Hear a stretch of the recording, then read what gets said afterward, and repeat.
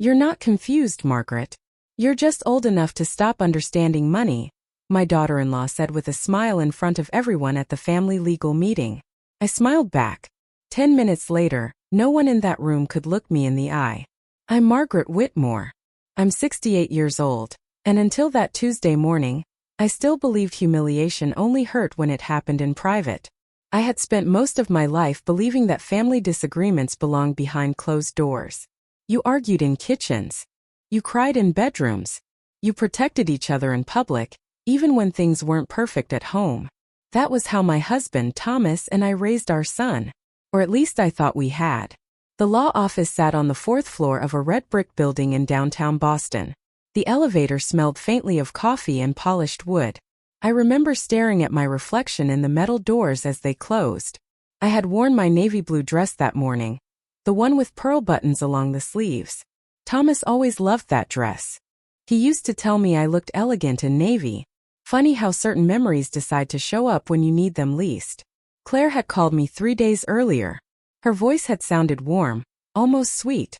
Margaret, we're getting together with Richard to discuss some family planning issues, she had said. Nothing serious. Just paperwork and making sure everything stays organized. Organized. Such a harmless little word. I held on to it all weekend. I told myself they were being responsible. Daniel had been handling more family finances since Thomas passed away 18 months earlier. Maybe they simply wanted me involved. Maybe they wanted transparency. Maybe they still saw me as family. I stepped into the conference room at exactly 10 o'clock that morning. Daniel was already sitting near the far end of the table. He looked up briefly when I entered, offered a small smile, then immediately looked back down at his phone. Claire sat beside him wearing a cream-colored blazer and gold earrings that caught the light every time she moved her head. She looked polished, perfect, effortlessly comfortable. Richard Hale stood and shook my hand. "Mrs. Whitmore," he said pleasantly, "please have a seat." There were papers spread across the table. Thick folders. Financial statements. Legal forms. More documents than I expected for something Claire had called family planning. I sat down slowly and placed my purse beside my chair. "Coffee?" Claire asked. Richard brought pastries. I smiled politely. "No thank you, dear." She nodded and exchanged a glance with Daniel so quickly I almost missed it. Almost. The meeting started simply enough. Investment updates. Tax discussions. Property management. Words floated around me while I listened quietly. I noticed Daniel avoiding my eyes again. I noticed Claire answering questions directed at me before I had a chance to speak. I noticed Richard turning pages before I had finished reading them. Small things. Tiny things. But life has taught me that betrayal rarely arrives with fireworks. Usually it enters quietly and takes a seat right beside you.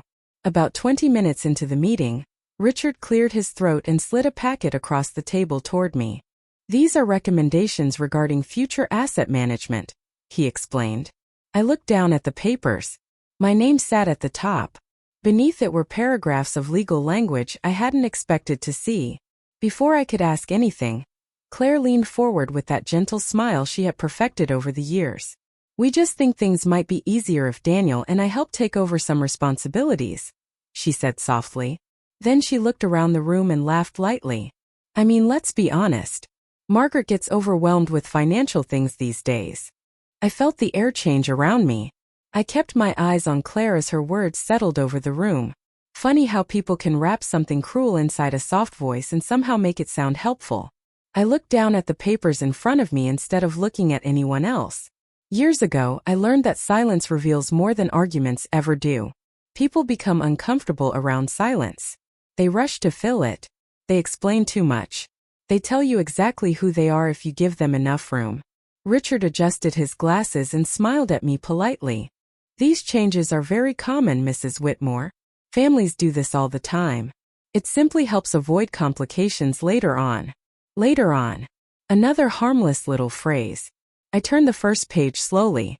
The paper felt heavier than it should have. There were paragraphs discussing transfer authority, management responsibilities, investment supervision, and property oversight. So many clean professional words lined up neatly across expensive paper. but all I heard was one simple message underneath them. Margaret, step aside. Margaret, sit down quietly. Margaret, disappear. I could feel Daniel watching me now. I lifted my eyes and met his for just a second. He offered a nervous smile.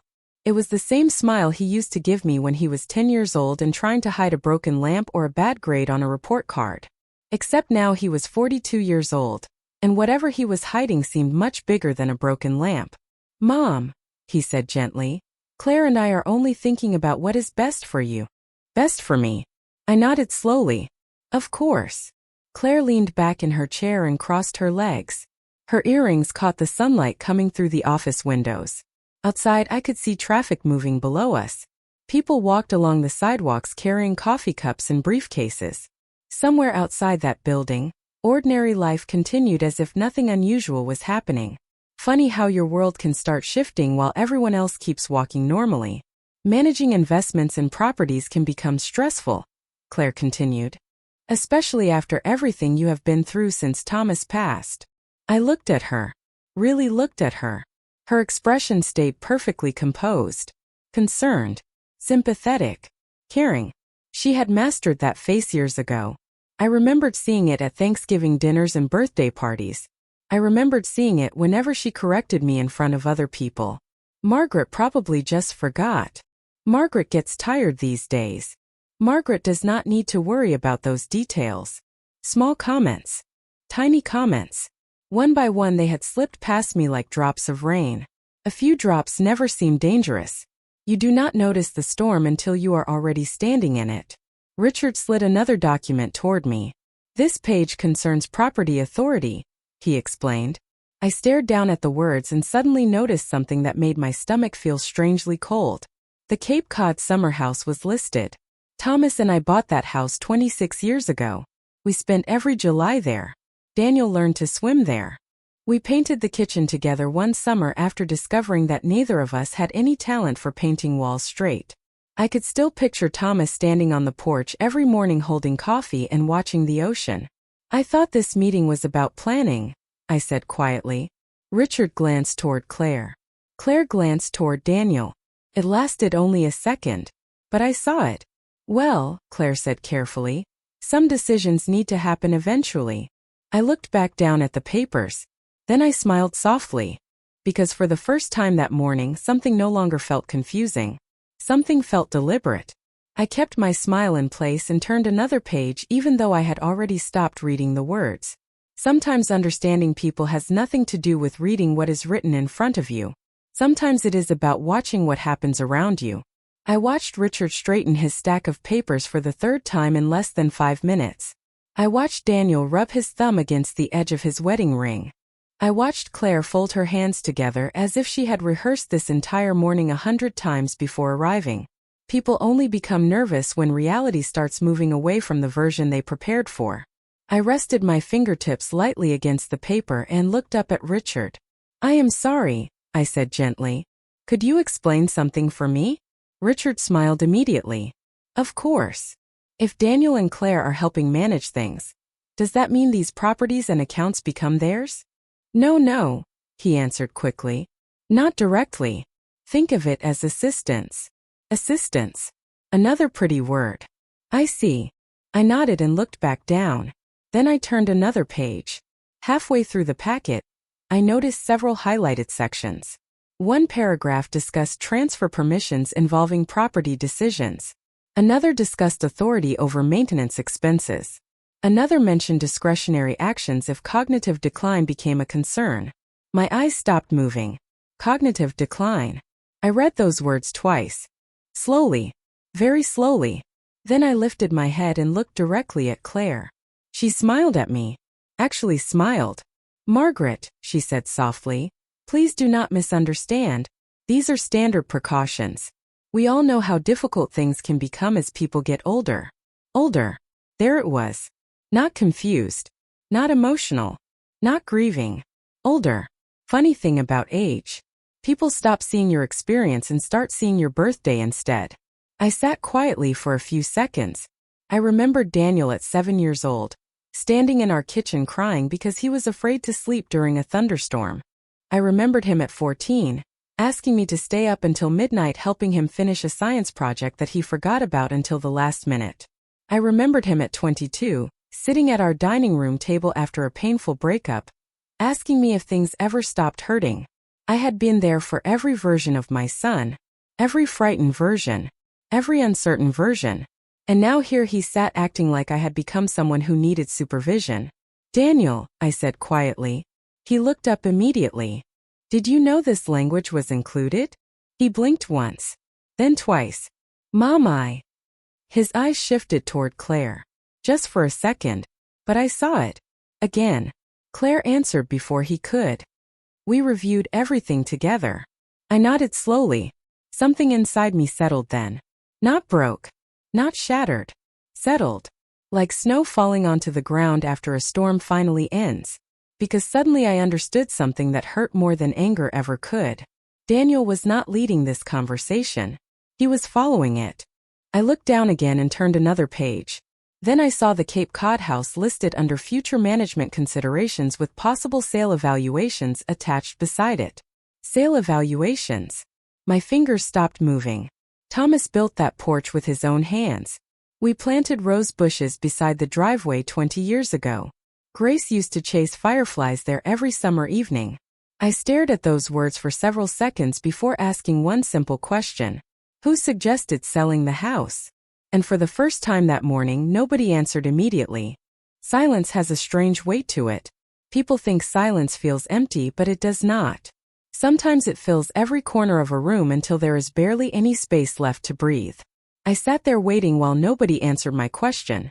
Richard looked down at his papers. Daniel stared at the table. Claire adjusted the bracelet on her wrist and looked toward the windows. 3 people in a room full of words suddenly had nothing to say. I lowered my eyes and folded my hands together.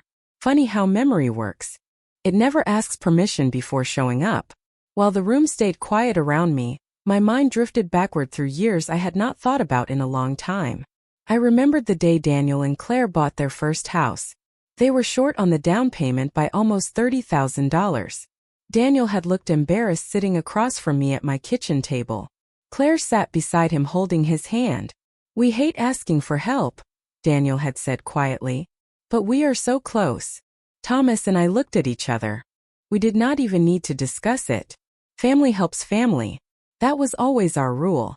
2 days later we wrote the check. Claire cried and hugged me. She called me generous. She called me wonderful. She called me family. I remembered when Grace was born 16 years ago.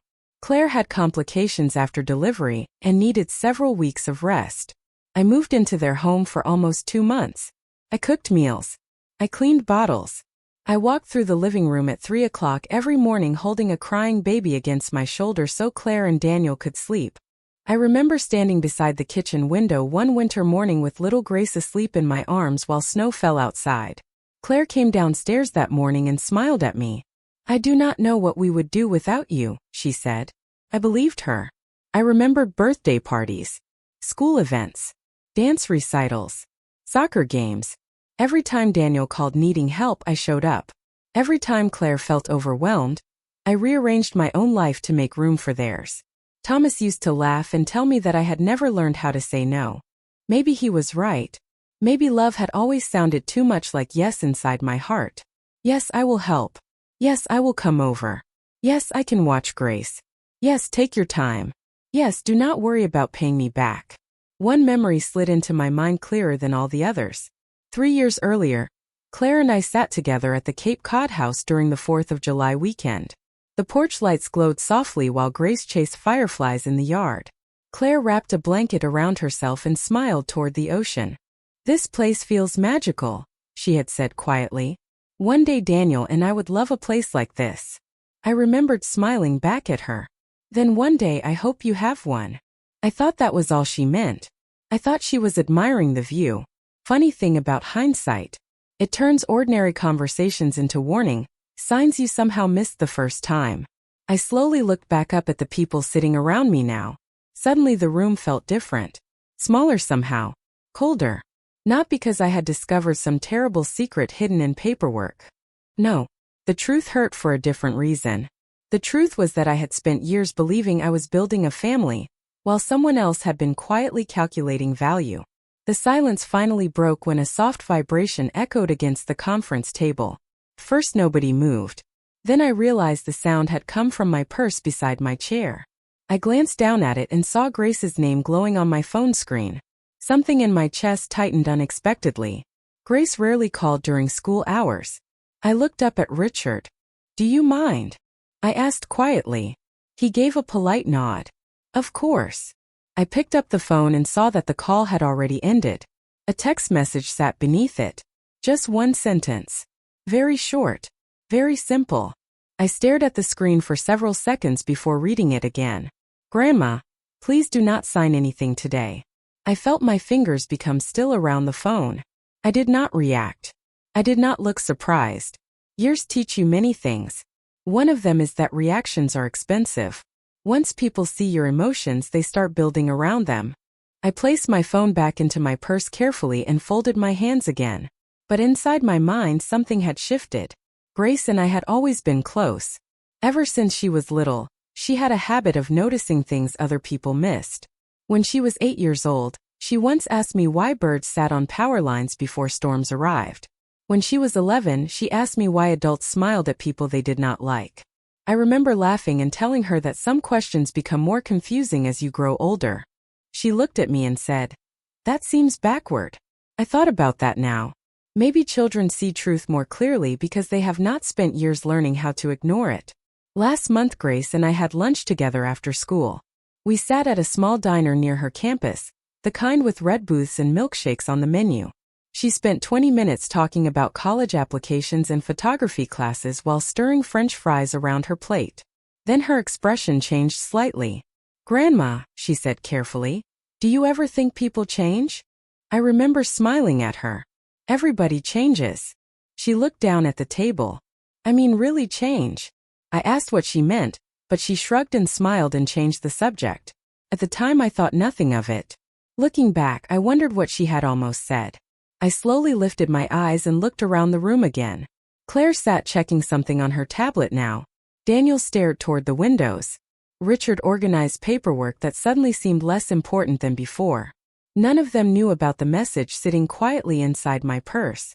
None of them knew that for the first time all morning, I no longer felt alone in that room. I rested my hand lightly against my purse and looked down at the paperwork one more time.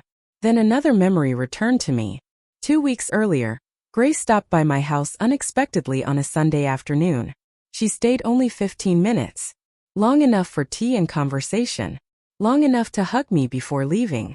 As she reached the front door, she paused, turned back toward me, and said something that felt strange at the time. "Grandma, sometimes people act really nice when they want something." Then she smiled quickly and walked out to her car before I could ask what she meant. Sitting in that conference room, staring at papers I had never expected to see, I finally understood why that sentence suddenly felt much heavier. I looked down at the documents one more time and slowly removed my reading glasses. Then I folded them carefully and placed them beside the stack of papers. Nobody spoke. I think they were waiting for me to react. Waiting for tears, maybe. Waiting for confusion. Waiting for me to become exactly the version of me they had already built inside their minds. The fragile older woman. The grieving widow. The mother who would eventually become tired enough to simply say yes. I leaned back slightly in my chair and smiled at Richard. "Could I have some water?" I asked. He blinked once and nodded immediately. "Of course." He stood and walked toward the small counter against the wall where coffee and bottled water sat beside a tray of untouched pastries. I noticed Claire watching me carefully now. The confidence in her expression had shifted slightly. Not much. Just enough. Like a person hearing a strange sound in the middle of the night and realizing the house might not be as empty as they thought. Richard handed me the bottle and I thanked him softly. I took one small sip and set it down beside my papers. Then I looked back at Daniel. "I have a question," I said calmly. He straightened slightly in his chair. "Okay. How long have you both been discussing this?" His eyes moved toward Claire immediately before returning to me. Again. Always Claire first. "Mom, we have just been trying to make things easier." Easier. There was another one of those words. I nodded slowly. That was not my question. Nobody spoke for a moment. I could almost hear the hum of the air conditioner above us. Outside the windows, clouds had started gathering over the city. Boston looked gray now. Cold. Distant. Claire crossed her arms. Margaret, I really think you are focusing on the wrong things. Her voice remained pleasant, but something underneath it had changed. Patience was beginning to wear thin. We are trying to help protect your future. I looked at her quietly. Then I asked, protect it from what? Claire opened her mouth but said nothing immediately. Daniel shifted in his chair beside her. Richard looked down at the table again. Funny thing about direct questions. People usually struggle with them when they have spent too much time preparing indirect answers. Claire smiled again, but this one looked smaller somehow. Tighter. You have had a difficult year, she said carefully. After losing Thomas and dealing with everything alone. I was not alone, I said softly. The room became still again. I kept my voice calm. I kept my smile gentle. But for the first time all morning I stopped helping them feel comfortable. I buried my husband. I continued quietly. I did not lose my ability to think. Daniel looked down immediately. I watched his shoulders shift slightly. Just a little movement. Just enough to tell me that sentence had landed somewhere inside him. Claire looked toward him for support, but he stayed quiet. I picked up another page and looked at it casually. Interesting, I said. Richard looked up.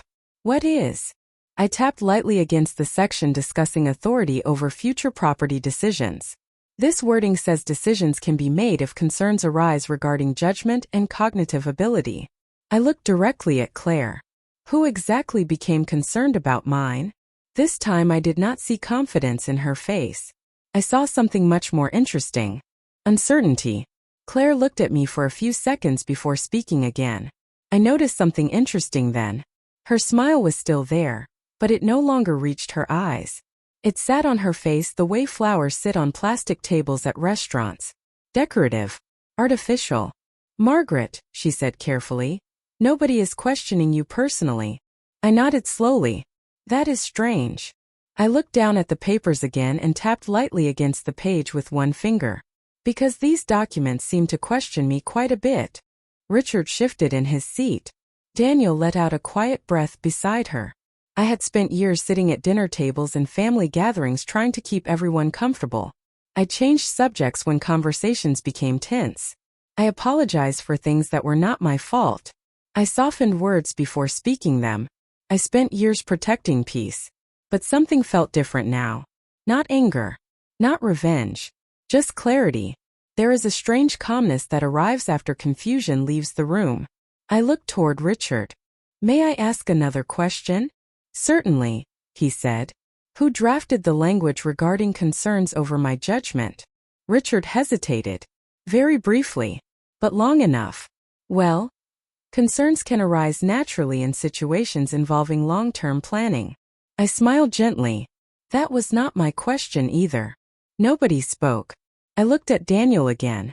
My son suddenly looked very interested in the silver pen sitting beside his folder. I remembered teaching him how to look people in the eye when speaking. I remembered telling him that honesty starts with eye contact. Funny how some lessons disappear over time. Claire sat forward now. Margaret, I think this is becoming emotional. I looked at her quietly. Emotional. Another word. I almost laughed. I had heard versions of that word my entire life. Women are emotional. Older women are emotional. Grieving women are emotional. Strange how nobody uses that word when a person agrees quietly and signs papers without asking questions. I folded my hands together. No, Claire, I said softly. I think this is becoming honest. Daniel looked up immediately. Claire stared at me without speaking. Richard adjusted his tie. The room suddenly felt warmer even though I knew the temperature had not changed at all. I looked toward the windows again. Rain had started falling now. Tiny drops slid slowly against the glass outside. I remembered Thomas once telling me that storms always reveal weak roofs. At the time he had been talking about our Cape Cod house after a bad summer storm damaged part of the porch. But sitting there I realized he could have been talking about people too. Then something happened that I had not expected. Daniel finally spoke. Very quietly. Mom. His voice sounded different now. Smaller somehow. Maybe we moved too quickly. Claire turned toward him immediately. I watched her expression change for only a second before she corrected it. But I saw it. I saw surprise. Real surprise. Then she smiled at him. Daniel, we already discussed all of this. But Daniel was looking at me now. Not her. Me. And suddenly I understood something important. Claire may have built the road that led to this room, but Daniel had finally looked down and realized where he was standing. Claire looked at Daniel for a moment, and I watched something pass across her face before disappearing. It happened quickly, almost too quickly to notice. But after spending decades raising a child and reading people across dinner tables, I had learned something very simple. Real emotions always arrive before people remember to hide them. For one brief second I saw concern. Then it was gone. Daniel is only overwhelmed, Claire said with a small laugh. This whole conversation has become stressful for everyone. I looked toward my son. He still was not looking at her anymore. He was looking down at the papers in front of him, looking at them as if he had never really seen them before. Funny how truth works. Sometimes people stare directly at it for months without understanding what they are seeing. Then one small crack appears, and suddenly everything looks different. Richard cleared his throat and leaned forward. Perhaps we should take a short break. Nobody answered him. Rain continued sliding down the windows behind us. Tiny lines of water drifted slowly across the glass, turning the city outside into a blur of gray and silver. I reached into my purse then. Not quickly. Not dramatically. I simply opened it and looked inside. Immediately I noticed Claire watching me. I almost smiled. People become very attentive when control starts slipping away from them. I pulled out a cream-colored envelope and rested it quietly beside my water bottle. Richard looked at it. Daniel looked at it. Claire stared at it. Nobody spoke. What is that? Claire finally asked. Her voice sounded casual, but something beneath it felt tighter now. I placed my hand gently on top of the envelope. Something Thomas wanted me to keep. Daniel frowned slightly. Dad. I nodded. About 6 months before Thomas passed, we had been sitting on the Cape Cod porch together. The evening sun had turned the ocean orange and gold. He had looked unusually quiet that night. I remember asking him if something was wrong. He smiled and squeezed my hand. Nothing is wrong, he said. I just spent enough years in business to know something.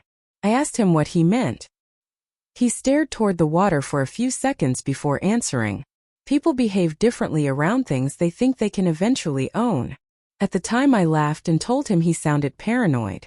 Thomas smiled at me and said, maybe. Then he handed me this envelope and told me not to open it unless I ever felt alone in a room full of family. I remember teasing him for being dramatic. I never opened it. Not after his funeral. Not after lonely nights. Not after difficult holidays. I never felt the need. Until now. I looked down at the envelope resting under my hand. Suddenly I remembered every word from Grace's message earlier that morning. Do not sign anything today. I slowly lifted my eyes toward Claire. Then toward Daniel. Then toward Richard. Nobody moved. Nobody spoke. The room had become so quiet that I could hear rain tapping softly against the windows. Then I slid one finger beneath the seal and opened the envelope. I slid the paper from the envelope slowly and unfolded it across the table. Nobody said anything. I noticed Daniel leaning forward slightly. Richard adjusted his glasses again. Claire kept staring at me. But now there was something new in her expression. She was no longer watching me with confidence. She was watching me with caution. I looked down at the page before speaking. The paper itself looked ordinary. White paper. Black letters. Nothing dramatic. Funny how life-changing moments almost never look important when they first arrive. They usually look ordinary until you understand what they mean. I smiled softly as I read the first line. Then I looked toward Daniel. Your father always had a habit of planning ahead, I said quietly. Daniel stared at me without speaking. I looked back down at the document. Attached behind Thomas's letter was another set of papers. Legal documents. Signed and notarized. I heard Richard shift suddenly in his chair. May I see that? He asked. I handed the papers across the table. His eyes moved quickly at first. Then slower. Then he stopped moving entirely. I watched his expression change while he read. Lawyers spend their lives controlling expressions. Years of training teach people how to remain neutral. But surprise still finds little ways to escape. His eyebrows lifted slightly. His jaw tightened. Then he looked up at me. "Mrs. Whitmore," he said carefully. Claire turned toward him immediately. "What is it?" Richard looked back down at the papers before answering. "These are trust documents." Nobody moved.